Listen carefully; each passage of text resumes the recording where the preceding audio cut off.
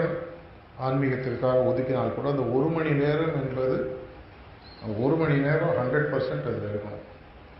ஒரு முறை பாபு மகாராஜ் தியானம் பண்ணும்போது சாரிஜி மகாராஜ் கேட்டார், என்ன நீங்கள் 3 நிமிஷம் தானே தியானம் பண்ணுறீங்க, நீங்கள்லாம் 1 மணி நேரம் பண்ணக்கூடிய தியானத்தை அந்த 3 நிமிஷத்தில் முடிச்சிடுறாங்க. எப்பேற்பட்ட ஒரு அருமையான வாக்கியம். நீங்கள் 1 மணி நேரம் தியானத்தில் செய்யக்கூடிய விஷயத்தை நான் 3 நிமிஷத்தில் முடிச்சேன். அவருடைய பர்சனல் மெடிடேஷன். அப்படின்னா எப்படி அந்த ஒரு விஷயத்தில் அவர் ஐக்கியமாக இருக்கார். To be in the moment, to be in that act.